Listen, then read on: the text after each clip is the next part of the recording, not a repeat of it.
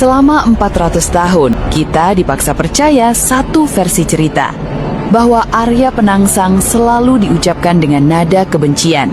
Dia digambarkan sebagai monster, sosok berwajah bengis, bermata merah, penuh nafsu membunuh, seorang pemberontak gila yang pantas mati dengan cara yang paling menjijikan. Gambaran itu begitu kuat tertanam di kepala kita, seolah-olah dia adalah manifestasi iblis yang mengganggu kedamaian tanah Jawa. Sementara musuhnya, Jaka Tingkir, digambarkan sebagai kesatria putih, penyelamat yang santun, leluhur raja-raja Jawa yang agung. Tapi, bagaimana jika semua itu bohong?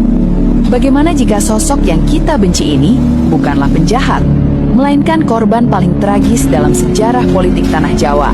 Dan bagaimana jika wajah bengis itu hanyalah topeng, sebuah topeng yang dipasangkan paksa oleh para pemenang perang demi menutupi dosa-dosa mereka sendiri?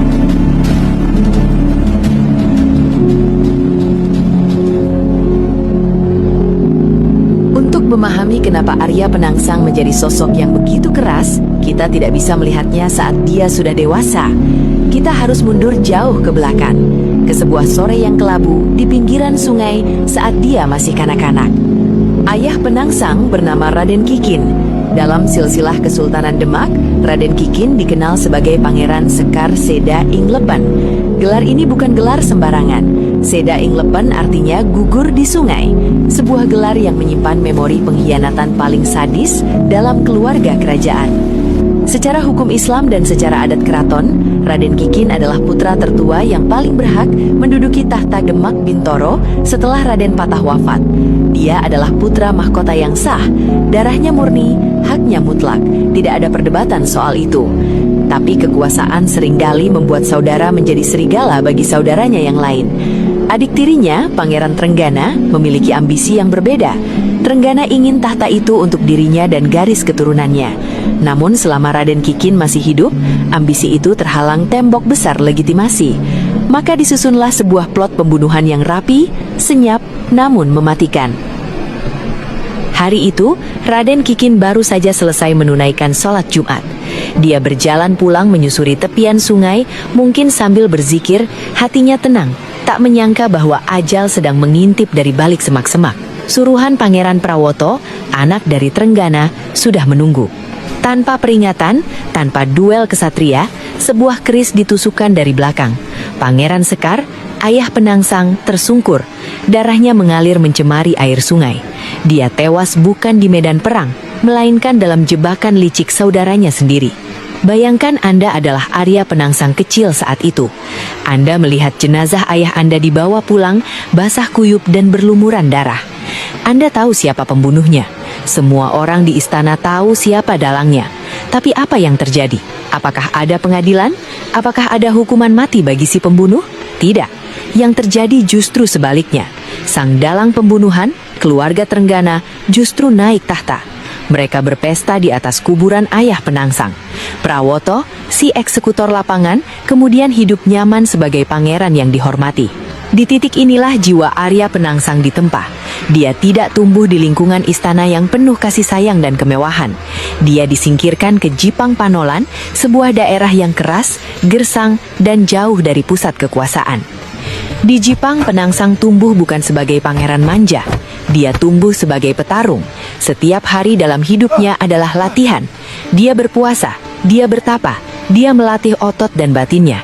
Bukan untuk mencari kekayaan, tapi untuk satu tujuan suci, yaitu kisas atau keadilan. Narasi sejarah pemenang sering menyebut Penangsang memiliki dendam kesumat yang membabi buta. Kalimat itu seolah menempatkan Penangsang sebagai orang jahat yang tidak bisa melupakan masa lalu. Tapi cobalah pakai logika dan hati nurani kalian. Jika ayah kalian dibunuh dan hukum negara tumpul karena rajanya adalah keluarga pembunuh itu sendiri, amakan menuntut balas adalah sebuah kejahatan? Sebenarnya kamulah sang pewaris sah tahta Demak, Nak.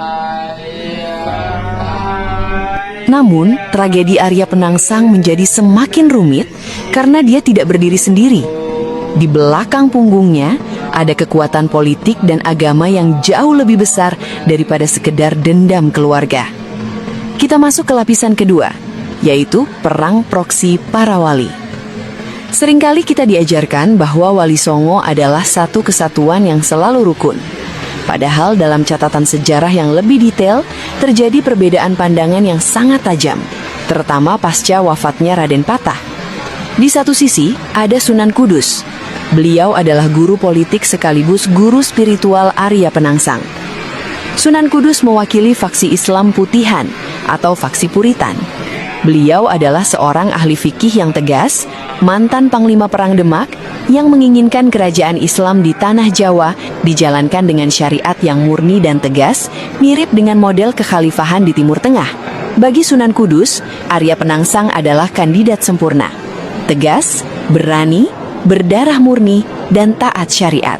Di sisi lain ada Sunan Kalijaga. Beliau berdiri di belakang Jaka Tingkir atau Hadiwijaya. Sunan Kalijaga mewakili faksi Islam Abangan atau kultural. Beliau percaya bahwa Islam harus masuk ke Jawa lewat budaya, lewat wayang, lewat gamelan, lewat kompromi dengan tradisi lokal. Beliau khawatir jika Penangsang yang naik tahta, pendekatan dakwah akan menjadi terlalu keras dan kaku, yang mungkin justru membuat rakyat Jawa menjauh. Jadi pertempuran ini bukan sekedar Penangsang lawan Tingkir, ini adalah catur politik tingkat tinggi. Pertarungan ideologi besar, Islam Putihan yang murni namun kaku, melawan Islam Abangan yang luwes dan fleksibel. Jika Penangsang menang, mungkin wajah Islam di Jawa hari ini akan sangat berbeda. Lebih tegas, lebih syar'i, lebih Arab sentris. Jika Tingkir menang, maka Islam yang berkembang adalah Islam yang luwes, sinkretis, dan menyatu dengan adat Jawa, seperti yang kita lihat hari ini di era Mataram Islam. Penangsang dan Tingkir, sadar atau tidak, hanyalah bidak di atas papan catur raksasa ini. Mereka digerakkan oleh restu para guru mereka. Dan disinilah elemen tragis itu semakin tebal. Sunan Kudus, saking inginnya memenangkan muridnya, memesan sebuah pusaka, sebuah senjata yang diharapkan bisa menjadi penentu kemenangan. Beliau meminta Empu Supo, pandai besi sakti, untuk membuatkan keris. Tapi ada satu masalah, Empu Supo sebenarnya enggan. Dia tahu keris ini akan digunakan untuk membunuh saudara sendiri dalam perang saudara Demak. Namun karena desakan Sunan Kudus, Empu Supo membuatnya. Dia menempa besi itu bukan dengan doa yang tenang, tapi dengan hati yang panas, tertekan, dan mungkin sedikit marah. Di dunia Tosan Aji atau ilmu keris, emosi sang empu akan merasuk ke dalam bilah keris yang dibuatnya. Lahirlah keris Kiai Setan Kober, sebuah keris yang memancarkan aura panas, aura agresif. Saat keris itu jadi, Empu Supo konon mengeluarkan ramalan, atau mungkin kutukan, bahwa keris ini memang sakti mandraguna, tapi dia haus darah. Saking hausnya, dia tidak akan memilih korban. Dia akan meminum darah musuhnya, tapi dia juga akan meminum darah tuannya sendiri. Peringatan itu diabaikan. Arya Penangsang menerima keris itu dengan bangga. Dia merasa tak terkalahkan. Dia punya hak sah, dia punya ilmu kanuragan tingkat tinggi, dan sekarang dia punya senjata pamungkas. Di atas kertas, Arya Penangsang adalah kekuatan yang tak terhentikan. Hidup atau mati pasukan! Tahun 1549, Arya Penangsang telah berhasil menyingkirkan halangan utamanya. Semua musuh bebuyutannya sudah mati. Dendam ayahnya sudah terbayar lunas. Jalan menuju singgasana Demak sudah terbuka lebar. Hanya ada satu orang yang menghalanginya, yaitu Hadiwijaya alias Jaka Tingkir, penguasa Pajang. Tapi ada perbedaan kelas yang sangat jauh di sini. Penangsang adalah petarung murni. Dia memiliki ajian Aji Lembu Sekilan, sebuah ilmu pertahanan mutlak di mana senjata musuh tidak akan bisa menyentuh kulitnya. Serangan akan meleset atau berhenti sekian jengkal dari badannya. Secara fisik, Penangsang adalah banteng besi yang tidak bisa dihancurkan. Kubu Pajang yang dipimpin Jaka Tingkir dan penasihat cerdasnya, Ki Ageng Pemanahan, tahu betul fakta ini. Mereka sadar jika mereka mengajak Penangsang perang terbuka hadap-hadapan atau duel 1 lawan 1, Jaka Tingkir pasti mati. Pajang pasti rata dengan tanah. Namun, Pajang memiliki senjata rahasia yang jauh lebih berbahaya dari Otot. Dia adalah Ki Juru Martani, kakak ipar sekaligus penasihat militer paling jenius yang dimiliki Pajang. Ketika Otot tidak bisa menang, maka otak yang berbicara. Ketika keberanian tidak cukup, kelicikan yang mengambil alih. Ki Jurumartani bersama Ki Ageng Pemanahan menyusun skenario perang yang mungkin adalah taktik paling kotor, paling tidak kesatria, tapi paling jenius dalam sejarah militer Jawa. Mereka tahu kelemahan Penangsang bukan pada fisiknya, tapi pada sifatnya yang temperamental. Penangsang adalah api yang mudah disulut. Maka strategi mereka adalah memancing dia keluar kandang, buat dia marah dan hilangkan akal sehatnya. Pajang mengirim surat tantangan. Isinya bukan deklarasi perang yang hormat. Isinya adalah ejekan, hinaan, kata-kata yang merendahkan harga diri Penangsang sebagai laki-laki dan sebagai pemimpin. Surat itu sampai ke tangan Penangsang. Wajahnya memerah, darahnya mendidih. Dia lupa pada pesan gurunya Sunan Kudus yang sudah mewanti-wanti untuk jangan pernah menyeberangi sungai. Tunggu musuh yang datang. Jika dia menyeberang, kesaktiannya akan luntur. Tapi ego seorang kesatria yang terluka lebih kuat dari nasihat guru. Penangsang berteriak memerintahkan pasukannya bergerak. Dia menaiki kuda kesayangannya, Gagak Rimang. Kuda jantan hitam legam yang gagah perkasa, kuda perang terbaik di zamannya. Penangsang memacu Gagak Rimang menembus arus Sungai Bengawan sore. Dia menerjang pantangan, dia masuk ke dalam area pembantaian yang sudah disiapkan musuh. Dan di seberang sungai, Ki Ageng Pemanahan sudah menunggu dengan senjata rahasianya. Bukan meriam, bukan pasukan elit, melainkan seekor kuda. Kuda betina.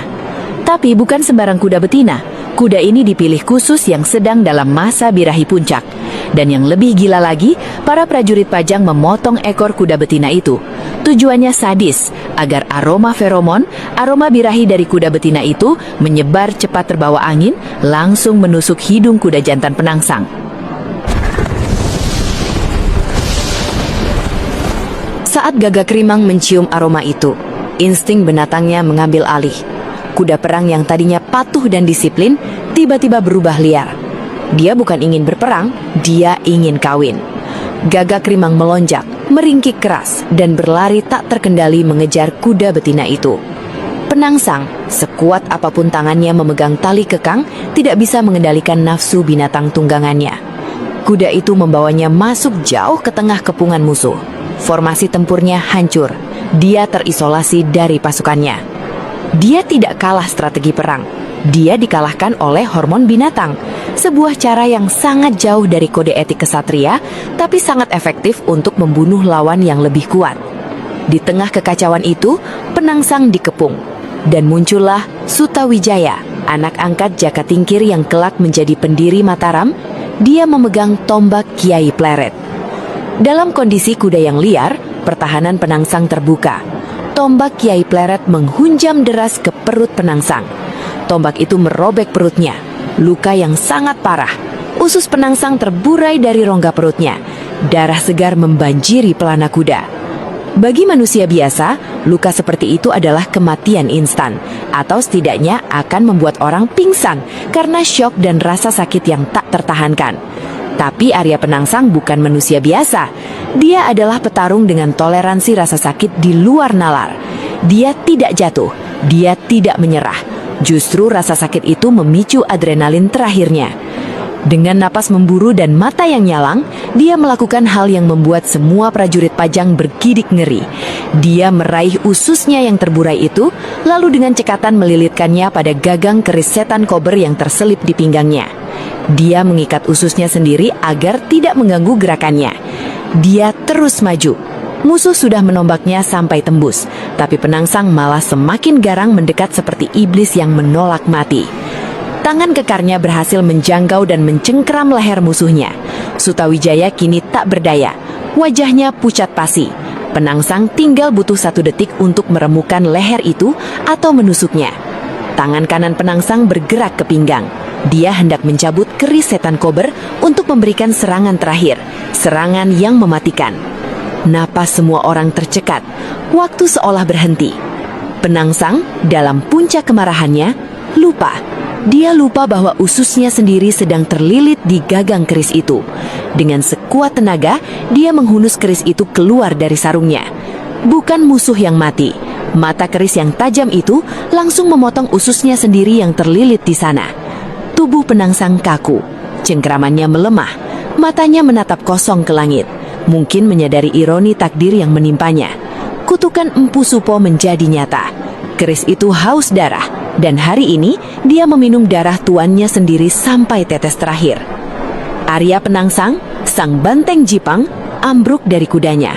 Dia tewas. Dia tidak dikalahkan oleh kesaktian Jaka Tingkir. Dia tidak dikalahkan oleh pasukan Pajang.